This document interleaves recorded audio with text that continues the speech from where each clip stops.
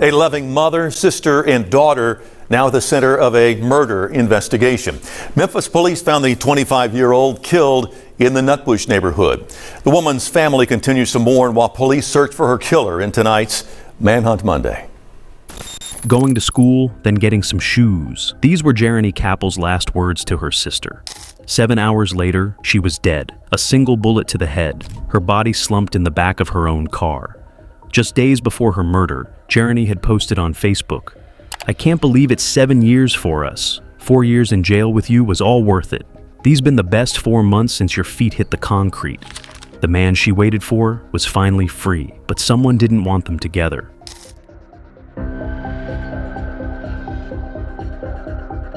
On November 11th, 2021, the streets of Memphis would witness something that still haunts investigators today. A doorbell camera captured someone leaving Jerriny's vehicle, walking away calmly, no rush, no panic, like they knew exactly what they'd done. This is the story of 26-year-old Jerriny Caples, a woman who raised her nephews as her own, who believed in second chances, and who paid the ultimate price for her loyalty. 3 years later, her killer still walks free. But someone in Memphis knows the truth. Chapter 1. The Woman Who Waited. Jerriny Caples wasn't just surviving in Memphis, she was thriving despite the odds. At 26, she had already taken on responsibilities that would challenge women twice her age. When her nephews needed a home, she didn't hesitate. She became their mother in every way that mattered. Her Facebook page told the story of a woman juggling motherhood with her own complicated love life. Between photos with family, there were posts about relationships, about waiting, about love that brought both joy and devastating pain. "Keep making that gnome chase you, 'cause when he get you the fun is over," she wrote in one post. But it was another post that would later catch investigators' attention. "I'm starting to accept the fact that I'm 75% gay." Jerriny was complex, real, and unapologetically herself. But there was one relationship that defined her more than any other. Chapter 2. 7 years of loyalty. Ronaldo Wright wasn't new to the system. His criminal record stretched back years, but to Jerriny, he was something more. They had been together for 7 years, through freedom, through his incarceration, through everything. When Wright was sentenced to prison, many would have walked away. The collect calls, the letters, the empty bed, the questions from friends and family, it would have been easier to start over. But Jerriny stayed. "I can't believe it's 7 years for us, but yeah, help me wish my main nen a happy birthday, the nenties. I barely be posting because I'm always right here staring in his face. 4 years in jail with you was all worth it." 4 years. Jerriny spent 4 years visiting him, accepting his calls, and planning for his release. She didn't hide their relationship or his past. She called him her main publicly, celebrating his birthday while he was locked up, counting down the days until his freedom. When Wright finally walked out of prison in 2021, Jerriny was there, just as she'd promised. J-Bo, your baby finna fall out Come your on, vagina, man. ain't it? Come on, Your man. baby falling out her vagina, don't he? What? He got you pregnant, didn't he? Yeah. I ain't get me pregnant What's up? Great, you got popped them balls. Come on, man. She don't want to When let somebody hold these I'm in. here for you. It's on mine. Let Leah pop one too. Hold on, let me. Oh, damn. Man, big grape out here. You got it falling right. Got her daddy. That's all she fucking wanted. That's all she All she wanted. wanted her daddy and her iPhone charger. That's all she wanted her whole life. We out here. Ain't no free big grape no more. Hey, man. We out here stepping. Show, man. Let us put your On the flag stage, on, right? you hear me? On the stage. On proper, yeah. Rest in Yeah, peace. welcome home. Rest in peace. Welcome Rest home. in peace, yeah. Welcome home. Hey, Yeah, man, give come me up back shoes, to you, man. man.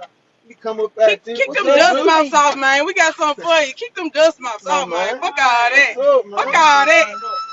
Man, fuck all that. Welcome home, man. Welcome home. Pop the water right now. Pop it up. Man, we got him. You hear me? We got him.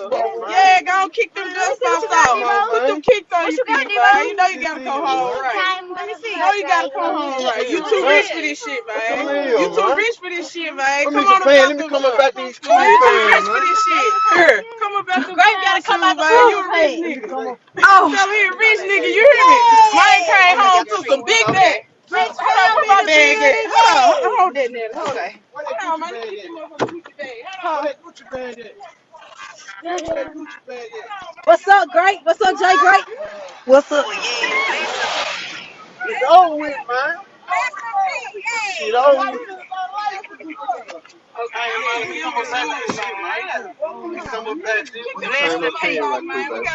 This was their reunion. Raw, emotional, and full of hope. "These been the best 4 months since your feet hit the concrete," she would write, documenting their time together after his release. 4 months. That's all they got. Chapter 3, The Last Day. November 11th, 2021, started like any other Thursday in the Caples household. The boys needed breakfast, school uniforms, the usual morning chaos of a working mother getting her family ready for the day. Jerriny spoke to her sister Candace that morning, a normal conversation between sisters who talked almost daily. Nothing seemed wrong. Nothing seemed different. "She told me she was going to school," Candace would later recall, her voice breaking. "And when she left school, she was going to meet somebody to get some shoes."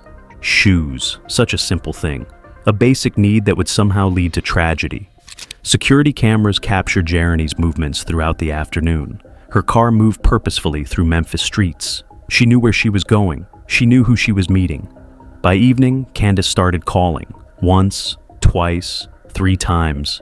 No answer. This wasn't like Jerriny. She always answered when her sister called, especially when Candace might be checking on the boys. The silence on the other end of the line grew heavier with each unanswered ring. Chapter 4, The Discovery. As darkness fell over Memphis, Candace made a decision that would change everything. She drove to her sister's house, each red light stretching on forever, each turn bringing her closer to an answer she didn't want to hear. The street was lit up with red and blue lights. Police cars blocked the road. Yellow tape stretched across familiar spaces, turning Jerriny's neighborhood into a crime scene. In a densely populated neighborhood, how does someone kill a woman in her car and simply walk away? Those words. Every family member of a crime victim remembers the moment they heard those words. The moment when worry turns to something far worse. Jerriny Caples arrived shortly after his daughter Candace. The police led them away from the scene, but not before they saw Jerriny's car. Not before they understood why the police were there. The medical examiner's report would confirm what the scene suggested. A single gunshot wound to the head. Close range. The killer had been near enough to ensure they wouldn't miss. Chapter 5, The Evidence. In 2021, solving murders often means following digital breadcrumbs. Jerriny's phone became crucial evidence. Her social media posts, text messages, and call logs painted a picture of her final hours. Those Facebook posts from earlier in the year took on new significance. The birthday message to write, the relationship posts that hinted at complications, at emotions running deep. "I can see myself getting wrapped up on accident," she had written. What did that mean? Who was she afraid of getting wrapped up with? But the breakthrough came from technology that's become essential to modern investigations. Surveillance footage.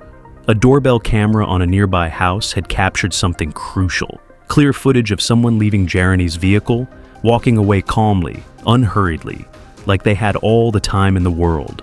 This wasn't a random killing by someone passing through. This was someone who knew the neighborhood, someone who felt comfortable enough to walk away without running, without trying to hide their face. Chapter 6, The Investigation Stalls. Memphis police released the video to the public, hoping someone would recognize the figure. The footage was clear enough to show clothing, build, and gait, but the suspect's face remained frustratingly obscured. Crime Stoppers offered a reward. Police held community meetings. They assured residents that tips could be anonymous. They pleaded for anyone with information to come forward. But the silence persisted, and with each passing day, the trail grew colder.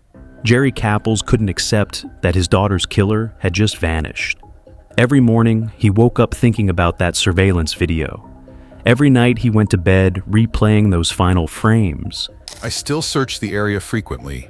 He walked the streets of Nutbush, especially around Prince Avenue where Jerriny died. He studied faces. He listened to conversations. He watched for someone whose walk matched the figure in that video. Chapter 7. Unanswered Questions. 3 years later, the questions multiply like shadows. Was the meeting about shoes real, or was it a setup? Who arranges to meet someone about shoes and ends up dead, unless the shoes were never the point? The timing haunts this case. Days after Wright's release from prison, days after their reunion. Was it connected, or just a cruel coincidence?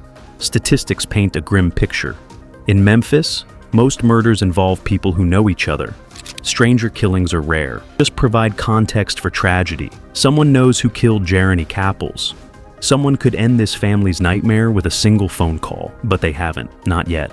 Think about those boys Jerriny raised. Think about them growing up without the woman who chose to be their mother. Think about Jerry Caples walking those streets every day, looking for his daughter's killer. Think about Candace Parker, crying out for justice that never comes. Memphis Crime Stoppers, 901-528-CASH. You don't have to give your name. You don't have to testify. You just have to tell what you know. Because in the end, codes don't bring back the dead. They just create more victims. Jerriny Caples believed in second chances. She deserves justice. And somewhere in Memphis, someone knows exactly who took that away from her.